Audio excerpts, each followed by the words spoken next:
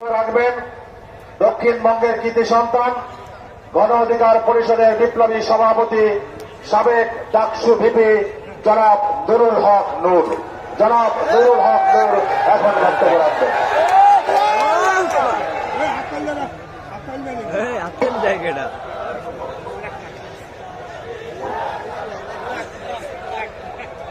আসসালামু আলাইকুম ওয়া রাহমাতুল্লাহ। আশা করি সবাই ভালো আছেন। আল্লাহর কাছে শুকরিয়া জ্ঞাপন করছি, গত বছর নিয়ত করে আসতে পারি নাই, এই বছর এই পবিত্র ভূমি এবং এই পবিত্র সমাবেশে, রহমতের সমাবেশ, যেখানে আলেম ওলামা থেকে শুরু করে সাধারণ অসংখ্য আমি মনে করি ভালো মানুষ এবং নেককার বান্দা এখানে উপস্থিত আছে, তাদের মাঝে উপস্থিত হতে পেরেছি। আমি উপস্থিত হয়েছি দুইটা কারণে। একটা হচ্ছে এইখানের কোন আল্লাহর বান্দার যদি পছন্দ আল্লাহর হয়, তার মোনাজাত দোয়া এবং নামাজ যদি কবুল করে নেয়, সে উসিলায় তারা আমারটাও কবুল করে নেয়। এটা হচ্ছে এই একটা অন্যতম লক্ষ্য উদ্দেশ্য। দ্বিতীয়ত আরেকটা লক্ষ্য উদ্দেশ্য হচ্ছে আমাদের এই দক্ষিণাঞ্চলে আমরা স্কুলে দেশাত্মবোধক গান, কলেজ, বিভিন্ন প্রতিযোগিতা ছাত্র অবস্থায় অংশ নিয়েছি। সেখানে গজলের একটা গজল পড়েছিলাম, যে লাইন ছিল, বরিশালের চরমনাইতে জেগেছে হীরার খনি। যারা গজল করেছেন তারা জানেন। তখন বুঝি নাই এটার মানেটা কি, কিন্তু এখন তো পরিপূর্ণ মানুষ, সবকিছু জানি। এখন বুঝতে পেরেছি যে গজল যিনি লিখছিলেন কেন লিখছিলেন।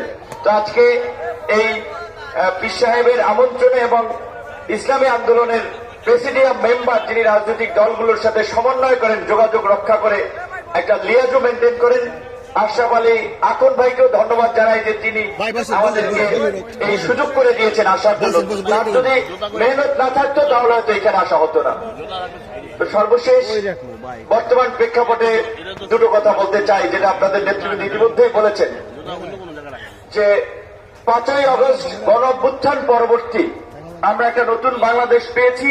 এই বাংলাদেশকে কাদামাটির মতো আমরা নতুন ভাবে, যেমন খুশি তেমনি ভাবে গড়ে তুলতে চাই, যেখানে জুলুম, দুঃশাসন, ভোট ডাকাতি, জালিয়াতি, মানুষের উপরে হামলা মামলা, রাজনৈতিক কারণে হয়রানি থাকবে না।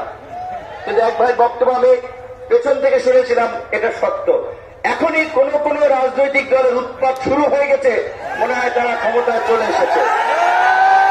এইটা হতে দেওয়া যাবে না। আমি যে কয়েক জেলায় গিয়েছি, উপজেলায় গিয়েছি, পরিষ্কার ভাবে ডিসি, এসপি, ওসি, ইউনোকে বলেছি, বিএনপি, জামাত, ইসলামী আন্দোলন, খেলাফত মজলিস, গণ অধিকার পরিষদ, যেই জেলা উপজেলায় যেই যেই দল সক্রিয় আছে, জেলা উপজেলার সরকারি প্রত্যেকটি কাজে সকল দলের প্রতিনিধিদেরকে নিয়ে আলোচনা করে, মত বিনিময় করে কাজ করবেন। বিজেপি, বিএসএফ, বয়স্ক ভাতা, ওএমএস, টিসিবি, বিভিন্ন ধরনের যে সরকারি কার্যক্রম আছে, কোন রাজনৈতিক দলকে প্রাধান্য দিয়ে বাকিদেরকে গোড়ায় ধরবেন না, এটা হবে না। সমস্ত রাজনৈতিক দলের নেতৃবৃন্দ যারা এই গণ অভ্যুত্থানে ভূমিকা রেখেছে, তাদের সাথে আলাপ আলোচনা করে তাদেরকে নিয়ে প্রকৃত যারা ভুক্তভোগী তাদের লিস্ট তৈরি করতে হবে। একক নেতার কথায়, কোন দলের কথায় লিস্ট চলবে না। আমরা পরিষ্কারভাবে বলে দিতে চাই, এখানে আমাদের নেতৃবৃন্দ যারা বলেছেন যে এই 53 বছরের বিগত দিনের এই দুঃশাসন এবং জুলুমতন্ত্রের গতানুগতিক পুরানো রাজনীতি আমরা দেখেছি। আমাদের সামনে সুযোগ এসেছে। সুযোগ আমরা কিভাবে কাজে লাগাবো, কোন প্রক্রিয়ায় যাব, সেটি সিদ্ধান্ত আমাদেরকে নিতে হবে। আমাদের অনেক ভাই এখানে বলেছে, কোন দল, ইসলামিক দল নাম না থাকুক, কিন্তু মৌলিক বিষয়ে দেশ, জাতি এবং দিনের স্বার্থে যদি একমত হয়, তাদেরকে নিয়ে কিভাবে আগামীতে একটা বৃহত্তর শক্তি আপনার গঠন করে আগামীতে জনগণের সরকার গঠন করা যায়, সেইটি এখানকার সম্মানিত আলেম ওলামা এবং মুরব্বীদেরকে ভাবতে হবে। সুযোগ কিন্তু 53 বছর একবার পেয়েছেন, এই গণ অভ্যুত্থান একবার হয়েছে। আমি আপনাদেরকে বিনয়ের সাথে অনুরোধ করব, আমাদের ছোটখাটো মতভেদের কারণে এই সুযোগ যেন আমরা হাতছাড়া না করি।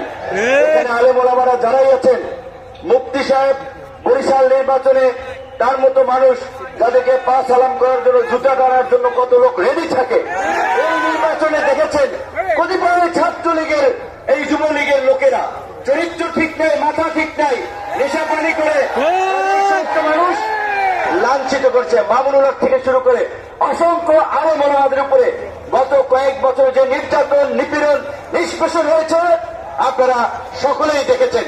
সর্বশেষ যেটি আল্লাহ পাক কিন্তু পরিষ্কারভাবে কোরআনে বলেছে, তোমরা সত্যের সাথে মিথ্যার মিশ্রণ করো না, জেনে শুনে সত্য গোপন করো না। অবশ্যই আগামীতে সুযোগ এসেছে সঠিক মানুষকে নির্বাচিত করে জনগণের খেদমত করার জন্য সংসদে নিয়ে যাওয়া। আমি পরিষ্কারভাবেই বলি, সেই ভালো প্রার্থী যদি ইসলামী আন্দোলনের থাকে তাকে সমর্থন করবেন, সেই ভালো প্রার্থী যদি খেলাফত মজলিসের থাকে তাকে সমর্থন করবেন। ভালো মানুষের, যেটা চরমোনাইর মুরিদ জামা কর্মীরা যে স্লোগান দেয়, নেতা নয় নীতি চাই,